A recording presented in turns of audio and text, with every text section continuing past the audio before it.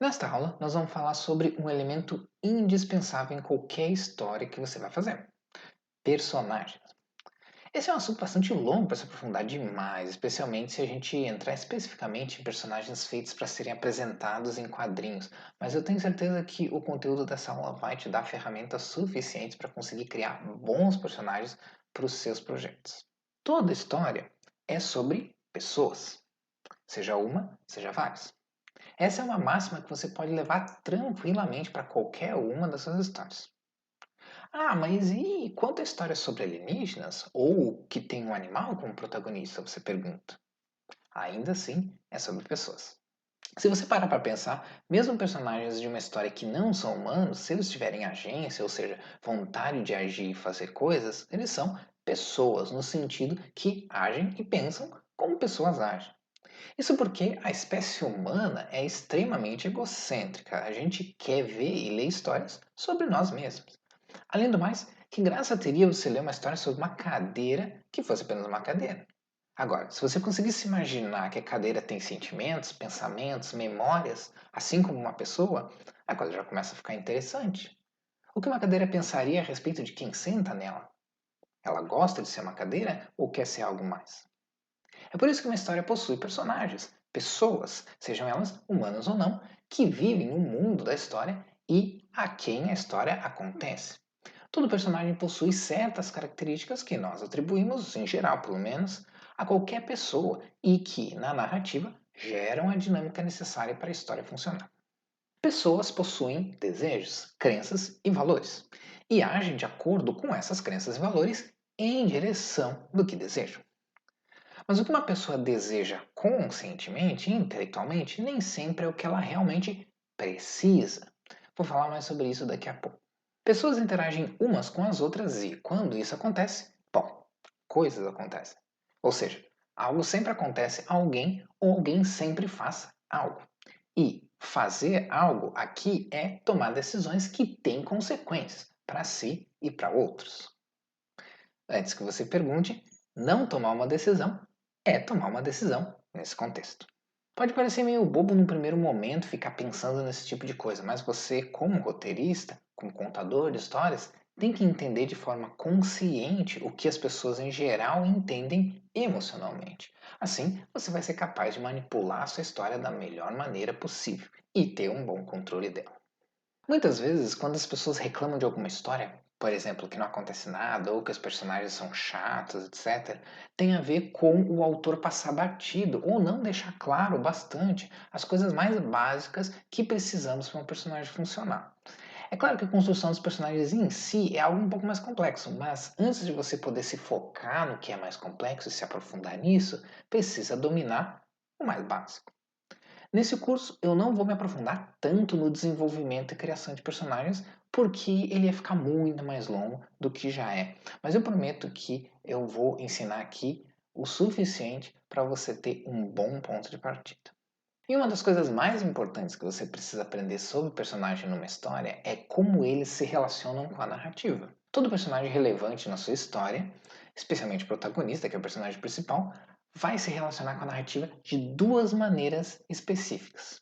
Tendo um conflito pessoal, que é o que vai fazer ele se mover pela história, né, fazer a história andar, e passando por um arco, que é a trajetória, o caminho que ele vai ter que percorrer para resolver esse conflito.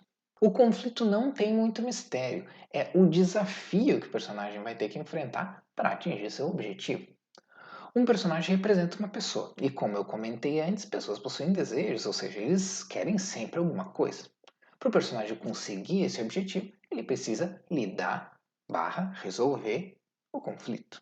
Parece bastante simples, até meio óbvio, mas as coisas ficam mais interessantes quando a gente se aprofunda mais nessa questão.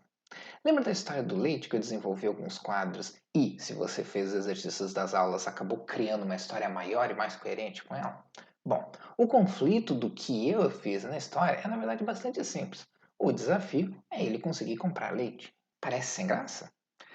Essa é uma ideia bem básica, mas pode revelar muito mais do que a gente imagina. Lembra que uma das versões que fizemos quando o personagem está prestes a ser atropelado, a gente volta no tempo através de um flashback e mostra que no dia anterior ele havia trabalhado até tarde e prometido para a esposa e filho que chegaria em tempo para o jantar e que levaria leite, né? Com essa informação, o conflito já não é mais só sobre o leite. Tem a ver com o fato de que a falta de leite é culpa do personagem.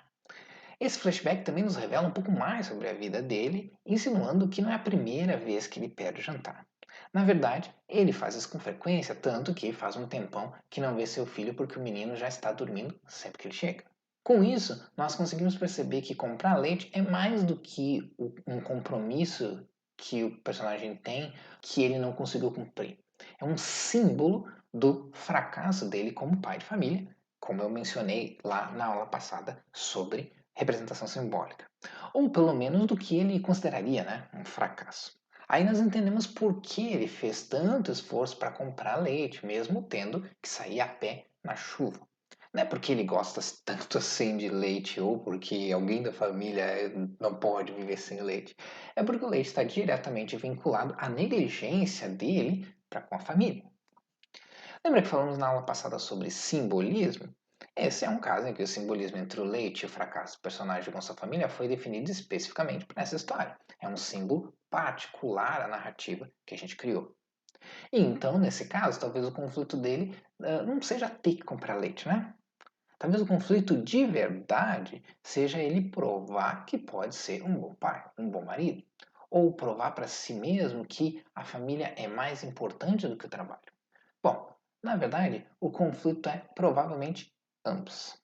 Nesse sentido, nós podemos dizer que um conflito pode ter duas naturezas, externa e interna. O conflito externo é aquele que está fora do personagem, por exemplo, ter que enfrentar a chuva para comprar leite. O conflito interno é algo bem mais profundo, como comprar leite para provar que é digno do amor de sua família. Por isso, muitas histórias utilizam um conflito externo apenas como um ponto de partida ou apenas como fachada, digamos assim, e mais adiante percebemos que o conflito era, na verdade, interno, no fim das contas. Alguns autores dizem que todo conflito é interno, que é o personagem saiba disso ou não. Por exemplo, em Sarjeta do Terror Transição, o conflito externo do delegado é simples. Descobrir se a inteligência artificial que domina o mundo também é uma assassina. Mas o conflito interno é mais profundo. Aprender a lidar com a mudança. Quando o personagem lida com o seu conflito, enfrentando os obstáculos e chegando a resolver, a vencer eles ou resolver lidar com eles, ele chega do outro lado transformado, porque ele aprendeu alguma coisa sobre si mesmo, ou sobre o mundo, ou sobre ambos. Essa trajetória que vai do personagem saindo em busca de algo e termina com ele transformado é chamada de arco do personagem. O arco do personagem pode possuir vários estágios, tá? Mas para simplificar, eu vou citar aqui quatro etapas que são fundamentais: o estado inicial, o conflito, a mudança e o novo estado. Todo personagem começa o primeiro ato no seu estado natural, digamos assim. Por natural, eu quero dizer a situação em que ele se encontra, que ele considera a padrão, sua zona de conforto, por assim dizer. E ele pode estar muito feliz ou muito triste na sua zona de conforto, mas independente disso, é a situação que ele vive naquele momento, a situação inicial na qual ele está acostumado. É a situação habitual. Essa situação, quer ele queira ou não, vai ser perturbada por um conflito, por algum acontecimento, por alguma revelação, enfim, algo que perturba sua zona de conforto e faz ele se mover na direção de algum objetivo que pode ser externo ou interno, como eu comentei antes. Ele pode estar buscando se tornar um novo gerente da empresa ou buscando a aprovação do pai. Esses são só alguns dos milhões de exemplos do que se pode fazer com conflito. O conflito coloca o personagem em situações que ele vai ter que lidar, e cada obstáculo que ele supera o faz mudar de alguma maneira, até que ele chega num ponto em que já não é mais a mesma pessoa que era quando começou a jornada. Ele aprendeu algo novo, uma informação, uma revelação, entendeu melhor algo sobre si mesmo, descobriu o que realmente queria, enfim, um conhecimento novo. Com esse conhecimento novo, o personagem está em um novo estado e o arco se completa. Parece bastante simplista, mas no geral, toda história é assim. É claro que há nuances. O fato do personagem aprender algo novo não significa que ele se torne uma pessoa melhor. Depende da história que você está contando. e pode ser até que ele retorne para o estado inicial. Mas, voltando ao estado inicial, ele nunca vai ser exatamente aquela mesma pessoa de quando começou a jornada. O arco de um personagem dura o tempo que dura a história que você quer contar. Mas um personagem pode ter vários arcos de história se participar de várias histórias. Nos filmes do Capitão América, por exemplo, em cada filme do personagem ele tem um arco bem definido, ao mesmo tempo em que a trajetória completa dele, que começa no primeiro filme e termina em Vingadores Ultimato, pode ser considerado também um único grande arco. Se pegarmos, por exemplo, o Superman, nós temos o filme Homem de Aço, onde o arco do personagem é ele decidindo se vai usar seus poderes para salvar a humanidade ou para destruí-la. Enquanto que a série Superman em Lois, ele já é um super-herói estabelecido que salvou o mundo várias vezes e seu arco é ele aprendendo a ser um bom pai e equilibrar a vida de super-herói com a vida em família. Agora que você sabe um pouco sobre conflito e arco, o que acha de retornar para a história do leite que você fez e identificar o conflito e o arco da história do seu personagem ou dos seus personagens? O conflito que eu citei aqui é o exemplo mais fácil de encontrar, mas talvez com a abertura e encerramento que você incluiu e com os outros elementos que você trabalhou para engrossar a história, pode ser que o conflito tenha se tornado algo completamente diferente. Verificar conflito e arco vai ajudar muito você a entender como esses elementos tornam a história mais redondinha. Uma vez que você sabe o arco do personagem, pode incluir elementos, desafios, personagens, cenas que tornam a trajetória mais interessante. Além de também você ter uma boa ideia, né, do ponto final do personagem, para onde o personagem vai, o que ajuda muito na hora de construir a história.